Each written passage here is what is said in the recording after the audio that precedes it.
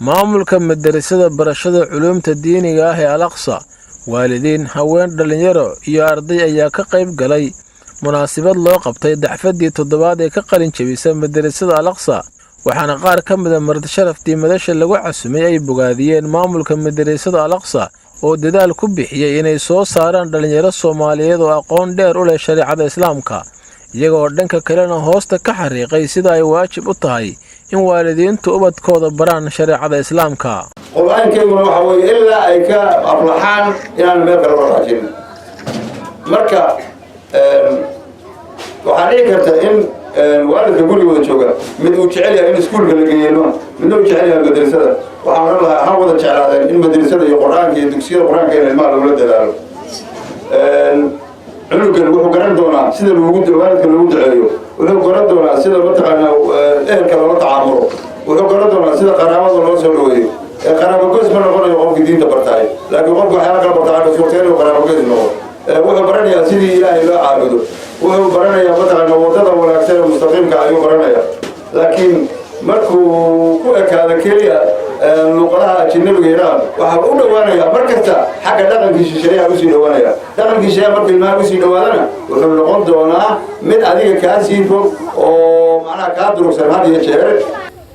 madrasada Al-Aqsa تحفيظ القرآن الكريم بعد نوم يرتين وحنا أحسن بعد سمعين إنسان إلهي نجار جالسيو والدين وحنقول دردار ميا عرورتو ده جودي فربنا أجريين أكو كنترولين معلم جاي يجا عود حيين مدرسة سنة كان وسنة بقعدي تضبط عن مرينا ميلا أو حبا لك برانين حكين ميلا وحلو برانيا ونأحسن هذه المحلات دلالة أو والد كود دلالة درجة في عم بيلمو جاريا، لكن هذا إنه وإنه دلالة والدها إنه ميل مجاريا وحال الرباع إن المه هو صفيرنا إن نلعبهم بحنون عنك وصادقنا لمرة إن المه بريا وحواخرنا إن صلاتك كانترالنا إن نظافتك كانترالنا.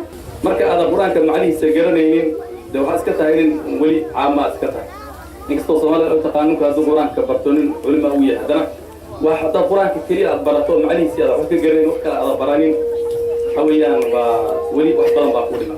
marka ardayda hada maanta qalin jabisay waxaan kula dardaarmayaa in ay bartaan culumta sida quraanka tafsiirkiisa oo kale ahadiithka oo kale luqada carabiga fiqhiga waxa soo dhan ay bartaan oo culumtooda ay macnaha cilmigooda ay sii kordhiyaan sabab talaan istiaad oo qayb gashan xaflada qalin jabinta dibcada toddobaadka وأيضا محلليننا مرلبات والد كوكب قاتل دلدل المها وأيضا دكتور مايا تمان والدين تيو أرددا معلمين تكيل وحبو مقران حتى والد المها تورقمين Al-Aqsa waxay ka mid tahay goobaha barashada culuumta Islaamiga ah oo sanad walba soo saara dhalinyaro wiilal iyo gabdho oo bartay Quraanka Kariimka iyo culuumta kale ee shariicada Islaamka. Axmed Cabdullaahi Jaamac, Axmed Dheere, Jubaland TV, xeryaha Dhadhaab.